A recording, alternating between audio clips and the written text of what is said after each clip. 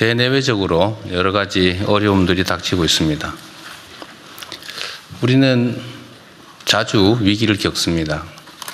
그리고 우리는 위기는 기회다 이런 말도 자주 합니다. 위기가 닥쳤을 때 그 위기를 제대로 이겨내지 못하는 것은 무능한 것이겠죠. 위기를 극복하는 것은 당연한 것입니다. 위기를 기회로 만드는 게 진짜 실력입니다. 위기가 닥치면 변화를 수용할 마음의 준비가 갖춰지게 됩니다. 소위 말하는 기득권도 저항하기가 쉽지 않게 되죠. 그래서 이 위기 상황을 기회의 요인으로 바꾸는 것, 이게 정말로 우리가 해야 될 일입니다. 현상이라고 하는 건 매우 복합적이어서 그 안에 위기적 요인, 나쁜 요인과 또 기회적 요인이 뒤섞여 있는데, 기회적 요인, 좋은 측면이 많은 것을 보통 우리는 기회라고 말하고, 나쁜 측면이 많은 걸 위기라고 말하죠. 국면이라고 하는 것은 우리가 어쩔 수 없는 외부 요인, 그리고 어쩌면 자연재해 비슷한 것일지도 모릅니다.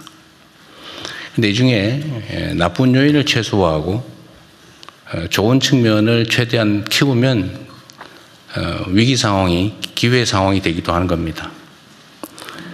우리는 권한이라고 하는 걸 가지고 있기 때문에 있는 상황을 잘 정리하고 그 중에서도 위협 요소, 또 나쁜 요소들을 최소화하고 또 좋은 요소들을 극대화할 그런 힘이 있습니다.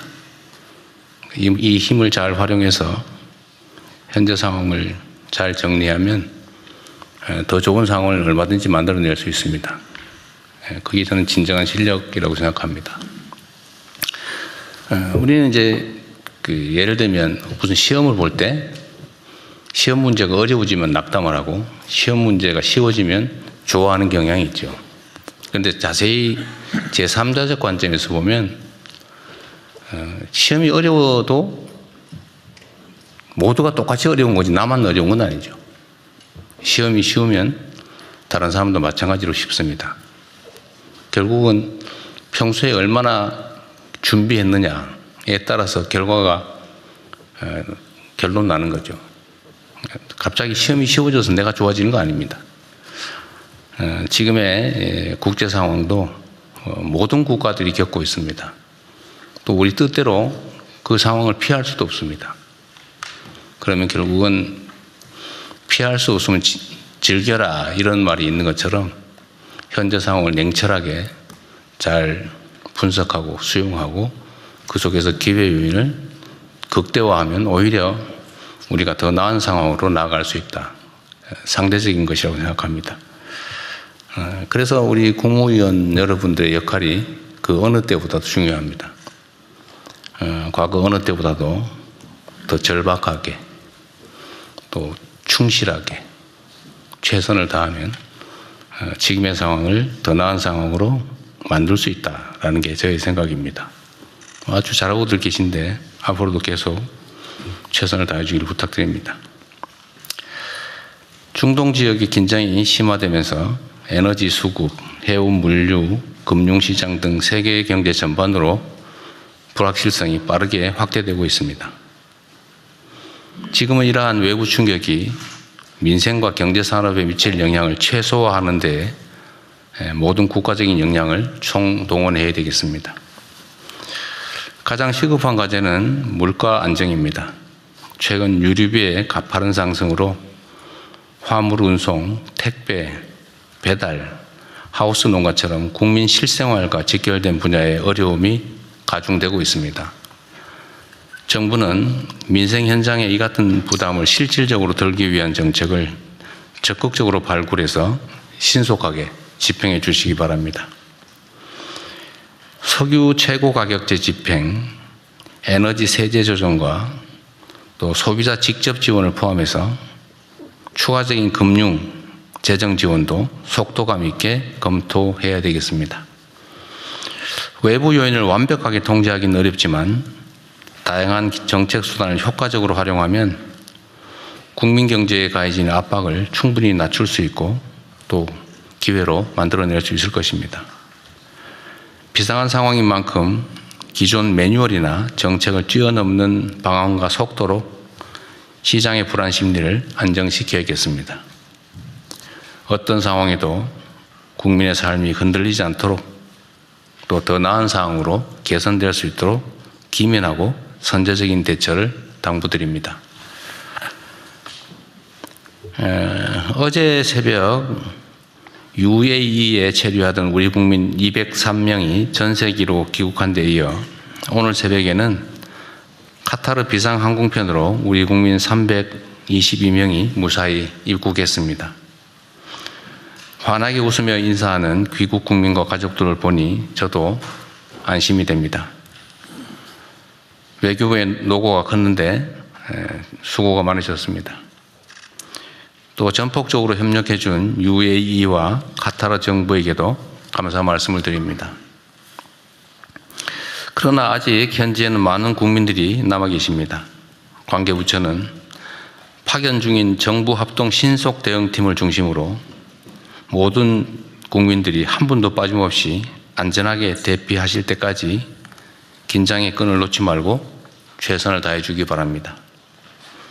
전세기 추가 투입을 필요해서 필요하면 군용기 활용 방안도 적극 검토해야 합니다. 안전한 인접 국가로의 육로 이동도 서둘러 주시기 바랍니다. 특히 불가피하게 현지에 머물러야 하는 필수 인력의 안전 또한 각별하게 챙겨주기 바랍니다. 꼼꼼하고 신속한 대피 계획 추진을 당부드립니다. 오늘 보고 토론 사항에 있기는 합니다. 지난 22년에 발생한 전세 사기 사태로 여전히 많은 국민들께서 어려움을 겪고 계십니다. 스스로 유명을 달리한 피해자도 파악된 것만 7명에 이릅니다. 민생 안전과 공동체의 신뢰를 훼손하는 전세 사기 범죄의 근절을 위해서는 주거 안정에 대한 사회적 책임성을 보다 강화할 필요가 있습니다. 주택 관련 정보 공개 확대, 세입자의 대항력 공백 축소, 중개사 책임 강화 등 제도 개선을 차질 없이 추진해야겠습니다. 전세 사기 근절 역시 우리 사회에 잔존하는 비정상의 정상화를 위한 핵심 과제라는 말씀을 드립니다. 그리고 각 부처 소관 업무 중에 아마도 우리가 좀 정상화해야 될 과제들이 상당히 있을 겁니다. 소위 우리가 이제 개혁 과제라고 얘기하는 거긴 한데, 뭐 굳이 개혁이라고 하는 이름을 붙여서 심정적인 저항감을 굳이 유발할 필요가 없다는 생각도 듭니다. 실제 상황을 바꾸면 되는 거죠. 그리고 결과가 중요하다 말씀을 드립니다. 우리 총리께서 한번 이걸 고려해 봐 주시면 좋겠는데, 뭐 예를 들면 국가정상화위원회라든지 뭐 이런 일종의 좀 팀을 만들어서, 물론 우리가 다 해오던 일이긴 한데 좀 비정상의 정상화 사업을 각 부처 단위로 좀 주요 과제를 좀 뽑아가지고 모아서 종합해서 한번 해보시면 어떨까 하는 생각이 좀 듭니다. 그것도 한번 논의해 보시고요. 덧붙여서 지금 최근에 주한미군이 뭐 포대라든지 방공무기를 일부 국외 반출하는 게 이제 논란이 되고 있는 것 같습니다. 우리 정부 입장에서는 이제 주한미군의 역할이 한반도 안정과 평화에 전적으로 기여하기를 기대하고 또 지금까지 그래 왔다고 생각합니다. 근데 상황의 전개에 따라서 또 주한미군이 자국의 군사적 필요에 따라서 일부 방공무기를 반출하는 것에 대해서 우리는 반대 의견을 내고는 있지만 또 우리 의견대로 또 전적으로 관철할 수 없는 것도 엄연한 현실입니다. 그런데 하나 생각해 봐야 될 것은 그로 인해서 우리 대북 억지 전략에 무슨 장애가 심하게 생기거나 그러느냐라고 묻는다면 저는 전적으로 그렇지 않다라고 말씀드릴 수 있습니다. 우리가 객관적으로 볼 때 대한민국의 군사 방위비 지출 수준은 전 세계적으로 봐도 매우 높습니다. 그리고 우리의 국방비 지출 수준, 총액 수준이 연간 국방비 지출 수준이 공식적으로 보면 북한의 1년 국민 총생산의 1.4배에 이른다는 통계도 있습니다. 우리의 국방비 지출이 북한의 연간 GDP보다 1.4배가 높다 그런 얘기죠. 그리고 객관적으로 국제기구가 평가하는 군사력 수준도 전 세계에서 5위로 평가될 정도로 대한민국의 군사 방위력 수준은 높습니다. 객관적으로 비교하면 북한과 엄청난 차이가 있죠, 실제로. 물론 거기에 이제 북한 핵이라고 하는 특별한 요소가 있기는 합니다만 재래식 전투 역량, 군사 역량으로 따지면 비교할 수 없을 정도로 압도적이다라는 건 분명합니다. 사실은 국가 방위는 국가 단위로 스스로 책임져야 되는 거죠.